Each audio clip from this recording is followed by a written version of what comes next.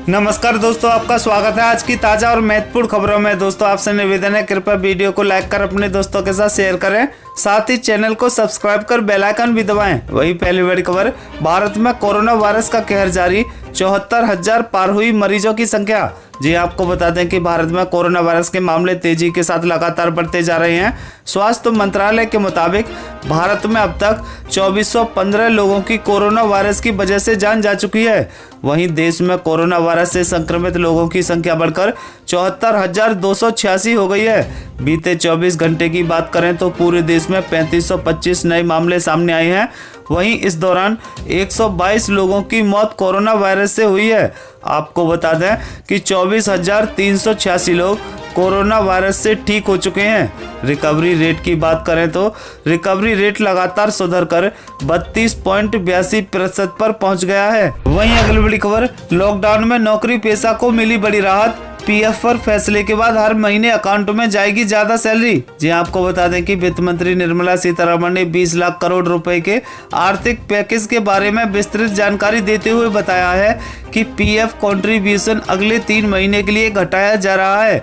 कर्मचारियों का 12% की जगह 10% ईपीएफ कटेगा। वहीं सरकार और पीएसयू को 12% ही देना होगा। वहीं ईपीएफ के लिए दी गई सहायता अगले 3 माह के लिए बढ़ाई जा रही है। ये सहायता जून, जुलाई, अगस्त तक जारी रहेगी। पहले मार्च, अप्रैल, मई तक दी गई थी। आपको बता दें कि वित्त मंत्री ने कहा है कि 15,000 रुपये से कम वेतन वालों को ईपीएफ अगस्त तक केंद्र देगा। नियोक्ता और कर्मचारी दोनों को योगदान सरकार कर रही है, जिसमें करीब 2500 करोड़ रुपए का खर्च होगा। इसमें 3.67 लाख कंपनियों और 72.22 लाख कर्मचारियों को फायदा होगा। वहीं अगली बड़ी खबर, 22 मई से चलेंगी शताब्दी सहित दूसरी मेल एक्सप्रेस ट्रेनें। 15 से शुरू होगी बुकिंग, स्पेशल ट्रेनों में भी मिलेगा वेटिंग टिकट। जी आपको बता दें कि देश में 22 मई से शताब्दी सहित दूसरी मेल और एक्सप्रेस ट्रेनें चलना शुरू हो जाएंगी और इसके लिए 15 मई से रिजर्वेशन शुरू हो जाएगी। रेलवे बोर्ड से जुड़े सूत्रों ने यह जानकारी दी है। वहीं इसके साथ ही हाल में शुरू की गई स्पेशल ट्रेनों में अब वेटिंग टिकट भी मिल सकेगा। अब तक इनमें केवल कंफर्म टिकट बुक हो रहा था। प्राप्त जानकारी के मुताबिक स्पेशल ट्रेनों के एसी 1 कोच में 20 वेटिंग टिकट दिए जाएंगे। वहीं एसी 2 में 50 सीटें और एसी 3 में 100 सीटें वेटिंग में दी जाएंगी, जबकि स्लीपर में ये संख्या 200 होगी। हालांकि आरएसी कोटे में फिलहाल टिकट नहीं दिए जाएंगे। भारतीय रेलवे ने 12 मई से ही 15 जोड़ी स्पेशल ट्रेनें चलानी शुरू कर दी हैं। वहीं अगली बड़ी खबर, पीएम केयर फंड से 3100 करोड़ जारी, प्रवासी मजदूरों पर खर्च होंगे 1000 करोड़। जी आपको बता दें कि पीएम केयर फंड से कोरोना से जंग के लिए 3100 करोड़ रुपए जारी किए जाएंगे। इस राशि से 2000 करोड़ से वेंटिलेटर खरीदे जाएंगे, जबकि 1000 करोड़ रुपए प्रवासी मजदूरों के कल्याण पर खर्च किए जाएंगे।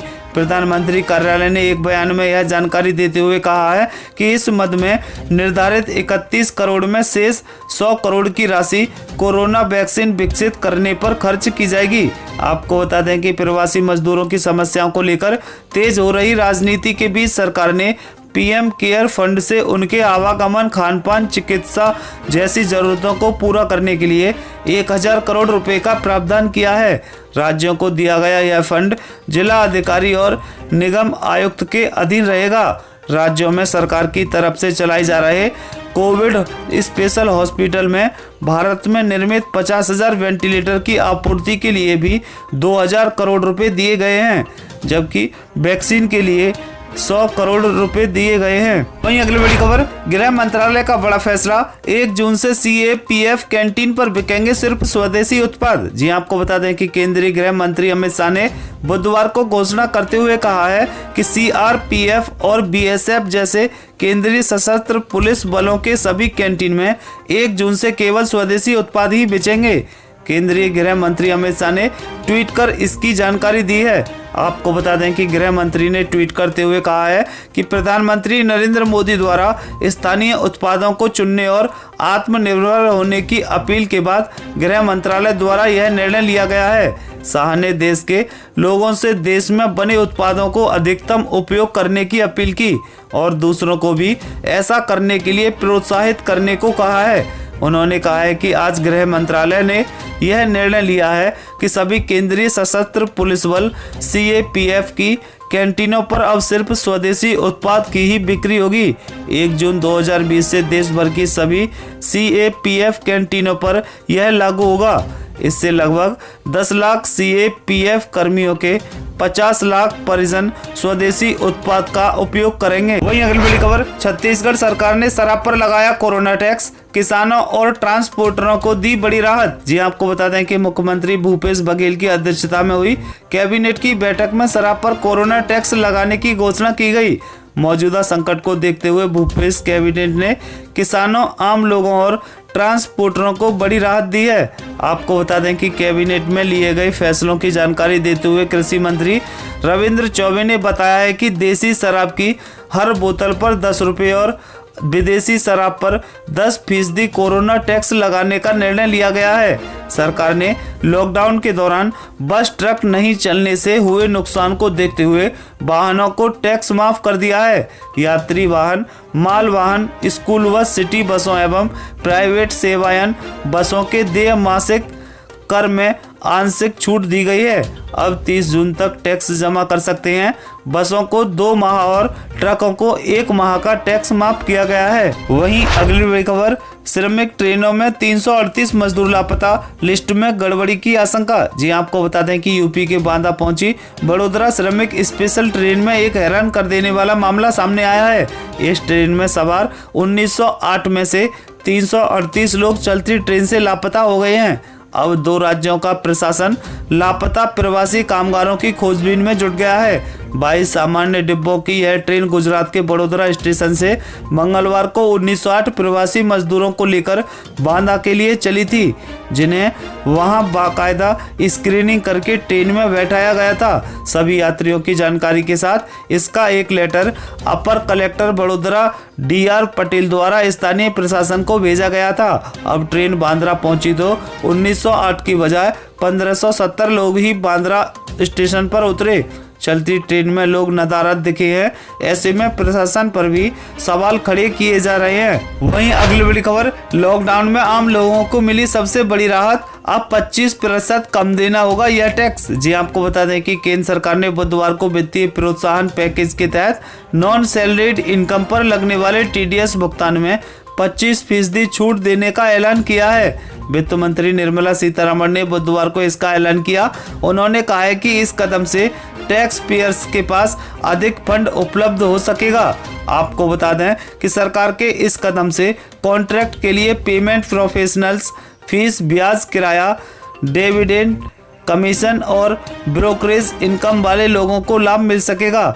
TDS दरों में यह कटौती आज यानी 14 मई से लागू कर दी जाएगी और वित्त वर्ष के लिए लागू रहेगी। वहीं अगली बड़ी खबर, इस बार 31 जुलाई नहीं 30 नवंबर तक भर सकेंगे इनकम टैक्स रिटर्न। जी आपको बता दें कि वित्त मंत्री निर्मला सीतारमण ने PM नरेंद्र मोदी द्वारा घोषणा की गई 20 लाख करोड़ के पैकेज का विस्तार से ब्यौरा देते हुए प्रत्यक्ष कर यानी डायरेक्ट टैक्स के मोर्चे पर कई कदमों की छूट की है। वित्त वर्ष 2019-20 असेसमेंट ईयर 2020-21 के लिए पर्सनल इनकम टैक्स रिटर्न और अन्य रिटर्न की डेडलाइन 31 जुलाई से बढ़ाकर 30 नवंबर 2020 कर दी गई है। इसके अलावा वेतन को छोड़कर दूसरे प्रकार के भुगतान पर TDS TCS की दर 31 मार्च 2021 तक 25% तक कम की गई है। इससे इकाइयों के हाथ में खर्च करने को 50,000 करोड़ रुपए की राशि आएगी। वहीं मौसम अपडेट, मौसम विभाग का अनुमान 16 मई को आ सकता है चक्रवाती तूफान। जी आपको बता दें कि भारत में एक बार फिर मौसम में बदलाव हो रहा है। पिछले 2-3 दिनों में कई राज्यों में धूल भरी तेज हवाओं ने इस बात के संकेत दिए हैं। दिन में तेज गर्मी और रात को अचानक मौसम में बदलाव होने की खबरें सामने आ रही हैं। फिलहाल अनुमान यह है कि अगले 24 घंटों में देश के कई राज्यों में इसी तरह धूल भरी आंधी चल सकती है। वहीं मौसम विभाग ने बताया है कि बंगाल की खाड़ी के दक्षिण पूर्वी क्षेत्र और उससे सटे दक्षिण अंडमान सागर पर आज सुबह एक निम्न दबाव का क्षेत्र बना है। अनुमान है कि 16 मई तक शाम एक चक्रवाती तूफान तैयार हो सकता है। वहीं भारतीय मौसम विज्ञान विभाग की माने तो उत्तर भारत के कई शहरों में आज मौसम का मिजाज बदल सकता है। इस दौरान करीब 70 किलोमीटर प्रति घंटा की रफ्तार से हवा चल सकती है। इसके साथ ही हल्की बारिश भी हो सकती है। आपको बता दें कि इस वक्त उत्तर भारत में पश्चिमी विक्षोभ अभी सक्रिय है। इसका असर पर्वतीय इलाकों जम्मू कश्मीर, हिमाचल प्रदेश और उत्तराखंड के साथ पंजाब, हरियाणा, उत्तरी राजस्थान व पश्चिमी उत्तर प्रदेश में भी बना हुआ है। इसे देखते हुए मौसम विभाग ने अलर्ट जारी किया है। इसमें मौसम खराब होने की चेतावनी भी दी जाती है। इस दौरान लोगों से बाहर निकलने पर सावधानी बरतने को कहा गया है। ये थी अब तक की बेहद महत्वपूर्ण खबरें। दोस्तों, वीडियो को लाइक कर अपने दोस्तों के साथ शेयर करें। साथ ही चैनल को सब्सक्राइब कर बेल आइकन भी दबाएं।